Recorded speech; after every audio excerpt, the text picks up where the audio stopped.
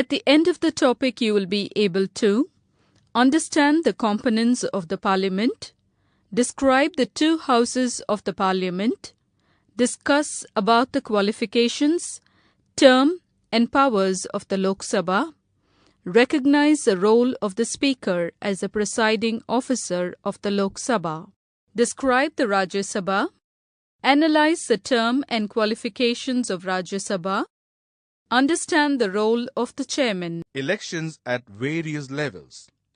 India follows the parliamentary system of government. We have the central and state governments. The central government is made up of the Rajya Sabha and the Lok Sabha. The Rajya Sabha is called the House of States.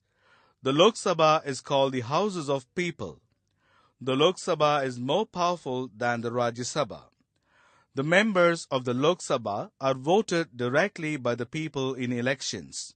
The state governments are called Vidhan Sabhas or legislative assemblies. Members of the legislative assembly are also elected directly by the people.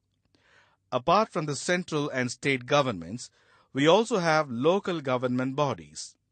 We have municipal councils and corporations for urban areas and village panchayats, mandal and zilla parishads for rural areas. The Parliament. Have you heard about the Parliament? What is a Parliament? A Parliament is a national representative body having supreme legislative powers within the state. It consists of two houses. One is Lok Sabha and another one is Rajya Sabha. The President is also an integral part of the Parliament. Lok Sabha, that is, House of People, is called the lower house. Rajya Sabha, that is, Council of States, is called the upper house. Both the houses meet in Sansad Bhavan in New Delhi. Lok Sabha, composition. The Lok Sabha is also called the House of Representatives. How are these representatives elected? The members of Lok Sabha are directly elected by the voters through universal adult franchise. The state and the union territories send their elected members to the Lok Sabha. The membership of Lok Sabha should not exceed 550, and the present strength of Lok Sabha is 545. The members of Lok Sabha are elected from state and union territories. Out of 545 members, the members from 28 states are 530. Members from union territories are 13, and 2 Anglo-Indians are nominated by the President if they are not represented. Allocation of seats in Lok Sabha. Let us see the allocation of seats of Lok Sabha under the 28 states. Out of 28 states, the allocation of seats varies from one state to another. Do you know the reason for this? The reason for this is based on the state's population, the number of members are decided. Members of Lok Sabha. The allocation of seats of Lok Sabha for 7 union territories and seats. Andaman and Nicobar Island 1, Chandigarh 1, Dadra and Nagar Haveli 1, Daman and Diu 1, Lakshadweep 1, Pondicherry 1, Delhi, the National Capital Territory of Delhi, 7, a total of 13. Qualifications. The members of Lok Sabha have certain qualifications. They are: the member should be a citizen of India, should have completed 25 years of age. The member should neither have a post in state nor central government. The member should not receive any income from the government. should fulfill the other qualifications prescribed by the Parliament. Term of Lok Sabha. Just like the term of President and Prime Minister, which is 5 years, the same is applied for Lok Sabha also. During emergency, the 5-year term can be extended to maximum 1 year. At the same time, the President can also dissolve the Lok Sabha by getting approval from the Prime Minister before the expiry of the term. Sessions of Lok Sabha. Generally, 3 sessions of Lok Sabha takes place in a year. They are Budget Session in February-May, Monsoon Session July-September, Winter Session November-December. If not 3 sessions, at least 2 sessions in a year will be held. Lok Sabha sessions assemble from 11 a.m. to 1 p.m. and 2 p.m. to 6 p.m. The first hour is the question hour. Powers of the Lok Sabha. Enacts laws on subjects in the central list, the concurrent list, and the residual subjects. Elects the Speaker, the Deputy Speaker, and removes them from office. Controls the Council of Ministers. Participates in the election of the President and the Vice President. Impeaches the President. Approves the proclamation of the state of emergency by the President. Removes the Vice President, Chief Justices, and Judges of the Supreme Court and High Courts. Amends the Constitution. Discusses on the policies of the government. Controls the revenue and expenditure of the central government. Approves the annual budget. Presiding Officer. The officer known as Speaker is elected by the Lok Sabha from amongst its members, and he will preside over its meetings. The Deputy Speaker is elected amongst its members in Lok Sabha and will preside the session on the absence of the Speaker. These presiding officers conduct the sessions of the Lok Sabha and maintain discipline. The Speaker will vote whenever there is a tie. Rajya Sabha. We call Rajya Sabha as Council of States or Upper House or Federal House.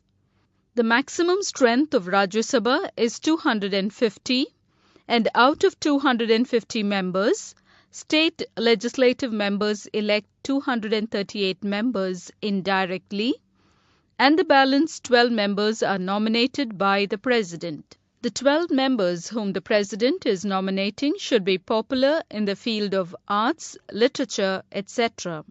Members of Rajya Sabha. Let us see the allocation of seats of Rajya Sabha under 28 states. Out of 28 states, the allocation of seats varies from one state to another. Do you know the reason for this? The reason for this is based on the state's population, the number of members are decided. The allocation of seats of Rajya Sabha under 7 union territories.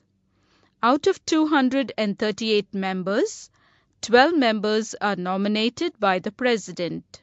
4 members are allotted from union territories, and in that, 3 are from Delhi and 1 from Pondicherry.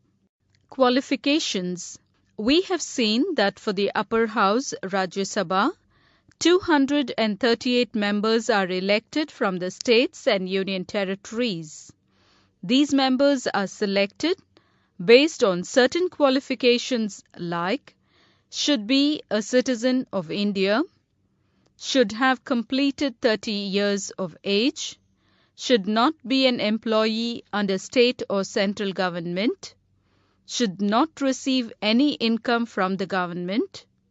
Once the member is qualified as prescribed above, then he is eligible to become a member of Rajya Sabha.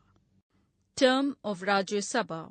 Do you know the term of Rajya Sabha members? It is 6 years.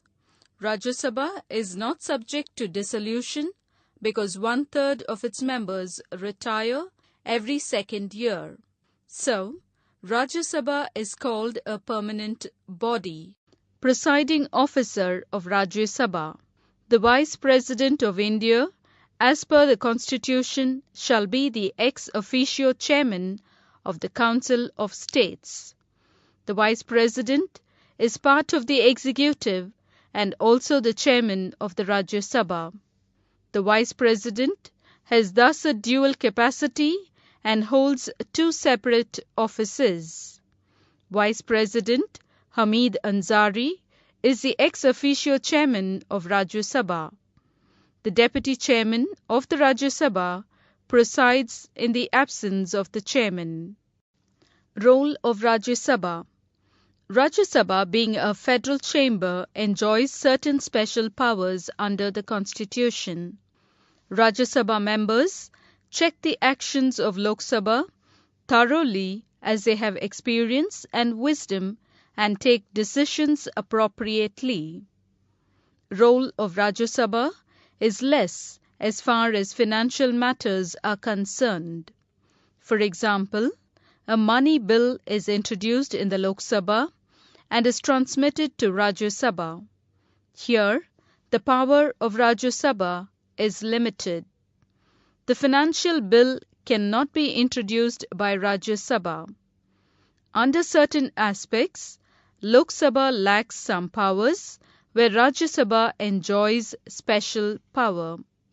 Powers of Rajya Sabha. It participates in lawmaking, approves the proclamation of the state of emergency, participates in the election of the President, Vice President, and Deputy Chairman of Rajya Sabha, removes the Vice President, Deputy Chairman, and participates in the removal of Chief Justice and other judges of the Supreme Court and High Courts, Comptroller and Auditor General, Chairman and members of Union Public Service Commission, participates in the impeachment of the President, participates in the constitutional amendment, constitutes All India services.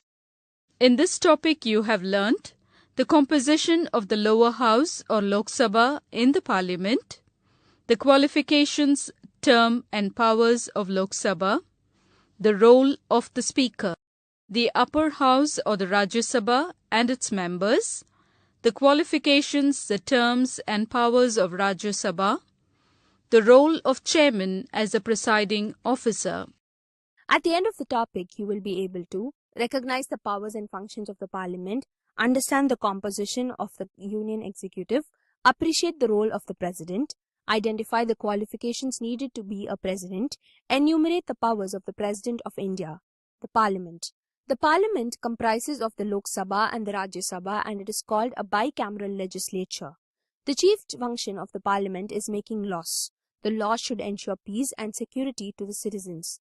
It is a total control over the finances of the nation. It passes the union budget and determines the taxes to be paid by the citizens. The Parliament has powers to amend the Indian Constitution. It has impeachment powers with which it can remove the President and others in highest authority if there are any grave charges against them. The President has to get the approval of the Parliament to promulgate the state of emergency in the country. Union Executive. The Union Executive comprises of the President, the Vice President, the Prime Minister, and the Council of Ministers. The President is the highest executive authority of the state. The Prime Minister is the leader of the party that wins the majority of seats in an election.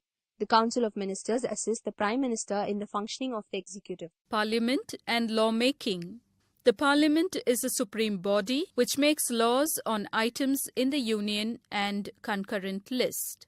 If a bill is to become an act, it should be approved by both the houses and should receive the President's assent. With the assent of the President, the law comes into effect. Powers of the Parliament. In addition to lawmaking, the Parliament has some other powers such as power to direct the functioning of the Council of Ministers, power to amend the Constitution, power to elect the Vice President, power to remove the President and Vice President from the office. The President is the head of the Indian Republic and the constitutional head of the Union Executive. Qualifications of the President. The candidate should be a citizen of India. The candidate should be 35 years or more of age. They must have the eligibility to stand for Lok Sabha elections. They should not hold any government office. The President cannot be a member of the Parliament or state legislature. They are required to resign their seat in case they are appointed as the President. Election for the President. The President is elected by the Electoral College comprising of the members of the Lok Sabha, the Rajya Sabha and the state legislatures and the members of the National Capital Territory of Delhi and Puducherry. The President can be removed from office through impeachment. He can resign before the completion of his term of office. The President can be re-elected for a second term.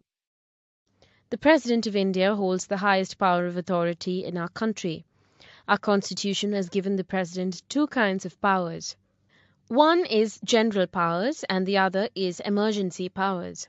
There are some subdivisions in the general powers held by the President and they are as follows: legislative powers, executive powers, financial powers, judicial powers. Legislative powers. The Parliament is composed of Rajya Sabha, Lok Sabha and the President.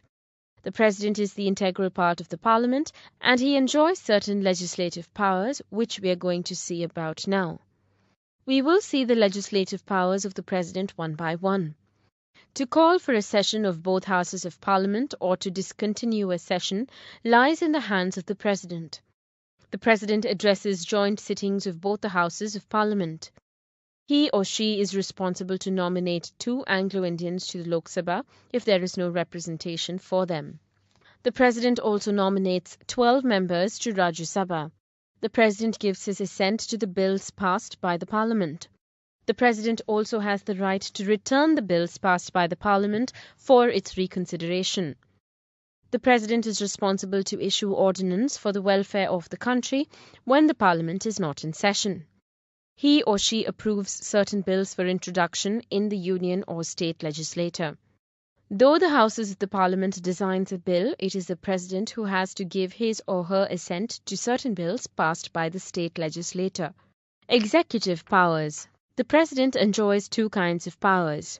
Now let us look into the executive powers that the President is bestowed upon. The Prime Minister and his or her Council of Ministers assist the President in discharging his or her duties for our country.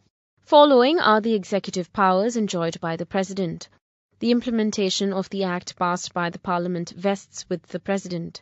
Welcoming the ambassadors and high commissioners of foreign countries is one of the executive powers of the President. Making treaties and agreements with foreign countries and declaring war at times of emergencies is the power of the President and not the Prime Minister. When there is a problem with the administration of states, the issues are settled with the intervention of the President. The President is responsible for appointing the following people: the Prime Minister and other ministers recommended by the Prime Minister, governors of the states, the Chief Justice and other judges of the Supreme and High Courts, the Chairman and members of the Union Public Service Commission, the Election Commissioners, the Controller and the Auditor General of India, the Attorney General of India, Chiefs of Army Force, Navy Force and Air Force, appointment of ambassadors and high commissioners from other countries. Financial powers. Financial matters are very important for a country and are to be discussed and implemented for the welfare of a country.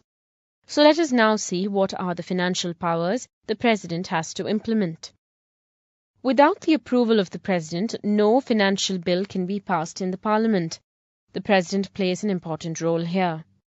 The President has to submit the annual financial statement to the Parliament, which is already prepared. The President exercises powers over the Contingency Fund and the Consolidated Fund of India. The Finance Commission is appointed by the President for the distribution of funds. Judicial powers. The following judicial powers are exercised by the President. The President appoints the Chief Justice and other judges of the Supreme and High Courts.